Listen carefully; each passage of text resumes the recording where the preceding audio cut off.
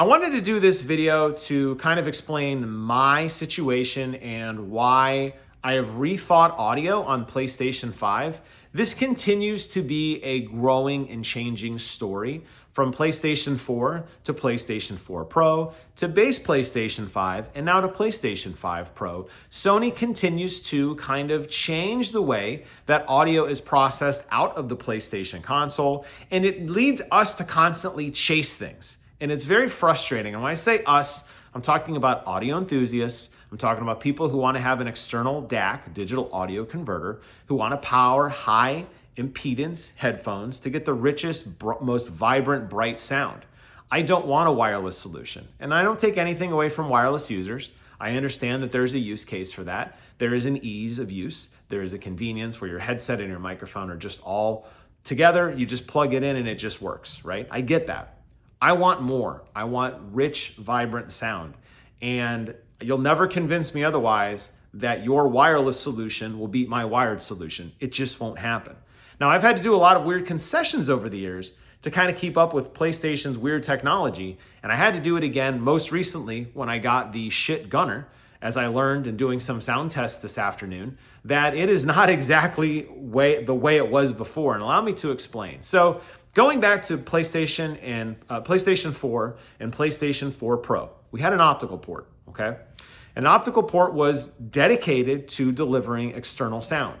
This does two things. One, it allows you to have your video signal directly from your PlayStation to your TV via an HDMI cable, which has no interruptions or any sort of transmission breaks. It's just one single cable. That's the cleanest way to deliver data from point A to point B is a single cable. And the HDMI did that just fine. Then you had your optical port, which was a separate port, different from the HDMI, and you could run that into the back of your DAC.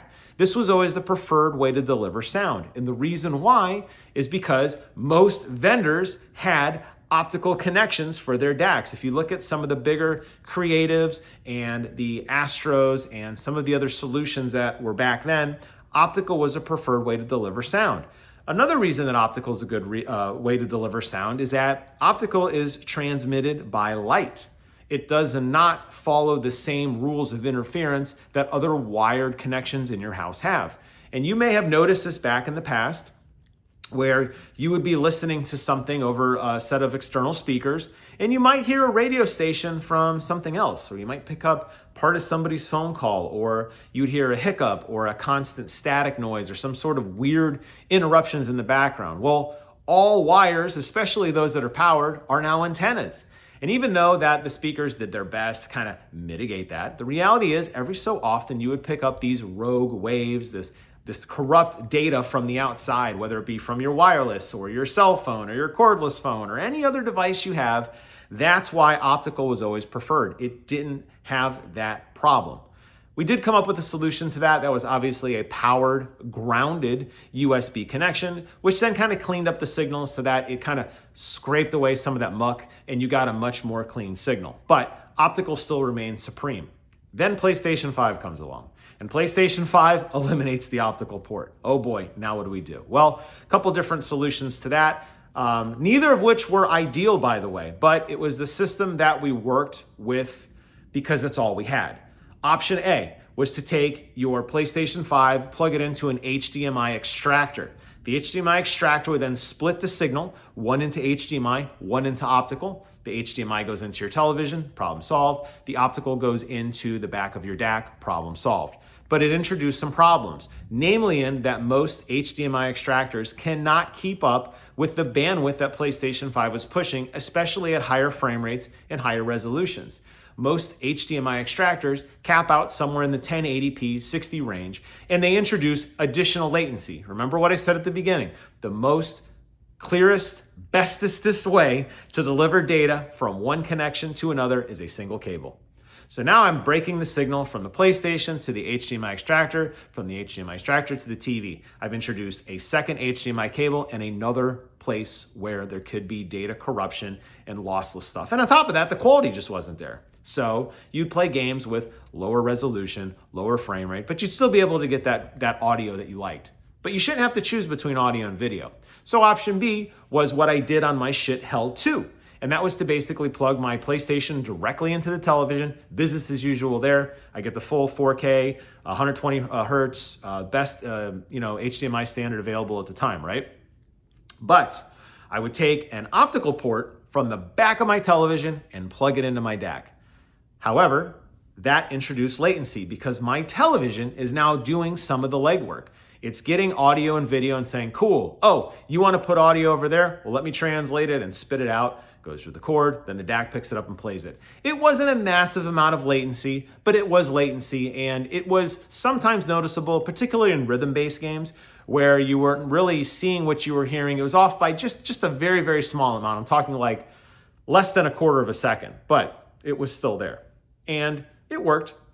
The alternative to all of this was to plug your headset directly, or your DAC directly into your PlayStation via a USB cable. Obviously, you want to ground that USB cable. We talked about why with the whole idea of the antenna and the latency and all that kind of, or not the latency, the antenna and the rogue waves and the rogue signal. Okay, so you can mitigate that piece. But the problem was on base PlayStation 5, for some reason, you had to pay the Sony tax. Well, the Sony tax basically says this. Anything that is being processed via USB audio is going to incur an approximately 50% reduction in its power. There was really no rhyme or reason to this. It has to do with the way the PlayStation 5 base was manufactured. And ultimately, if you plugged in the same DAC one way via the optical port on your television or an HDMI splitter, and one way via the USB, 10 out of 10 times, you would always say that the optical port reigns supreme.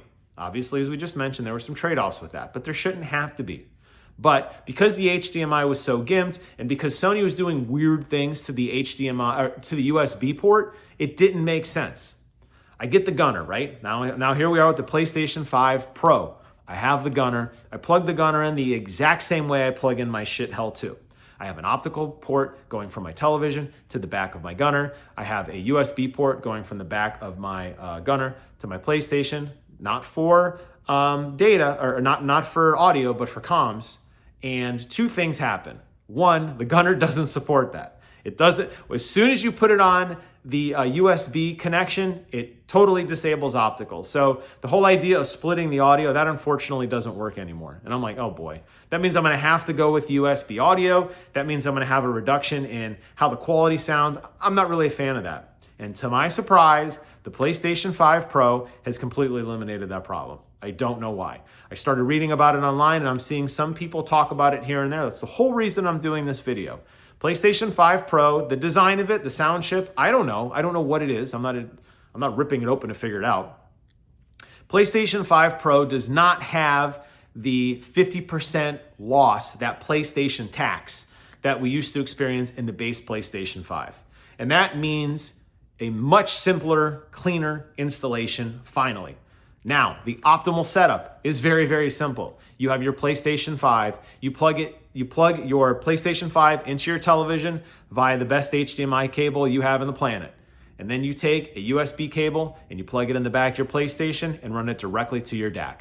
It is that simple. And I don't know why we have to constantly chase this. We had to chase it on PlayStation 4, PlayStation 4 Pro, PlayStation 5 base, PlayStation 5 Pro. I don't understand it. I'm grateful that Sony is doing this. It's not in the patch notes anywhere. It's not in the documentation anywhere, but I just got done sitting here playing, constantly plugging in and out my USB cable, my optical cable, flipping the Gunnr DAC between optical input and USB input, playing with it, trying it, seeing what sounds best. And as far as I can tell, and I have to say I have a pretty good set of ears, the HDMI signal and the optical signal sound virtually identical. I mean, I'm going to have a friend come over this weekend. My wife's out of town, unfortunately, and I want him to set it up for me, and I want to do a blind sound test, and I'm going to show him how to configure option A versus option B, and I'm going to play a song, and I'm going to guess to see if I can figure out if it's HDMI or USB. I don't think I'll be able to, but that's the only way I can be 100% sure that I am going into this test completely blind. But I'm happy to say that it supports USB audio. As long as you have that grounded USB connection to clean up the noise, you're going to be fine. And if you're like me and you're driving a high impedance set of headphones, particularly open back, because you know those sound better. I know that's going to probably ruffle some of your feathers in the comments, but if you're running a high impedance setup, USB audio on PlayStation 5 Pro is the absolute way to go. And that's another reason why, to me, PlayStation 5 Pro is the superior platform right now. It doesn't suffer from the same nonsense that Xbox has been doing with their USB connections, where you have to kind of play with it and it doesn't support UAC 1, UAC 2. It doesn't have that problem on PlayStation. The damn thing just works. You just plug it in exactly the way you would probably have done it way back when on the base PlayStation 4 without knowing any better. But us audiophiles going through the trials and the tribulations of trying connections and realizing there's a penalty and plugging things in here and plugging things in there, I can tell you with 100% certainty, if you have a PlayStation 5 Pro and you have a DAC, you plug it right in and you are going to enjoy world-class sound. And if you're using a Schiit Hell 2 or a Schiit Gunnr, well, welcome to the club. That'll wrap up today's video. Thank you guys so much for watching. Take care of yourselves. And until next time, I will see you guys on the other side. Bye-bye.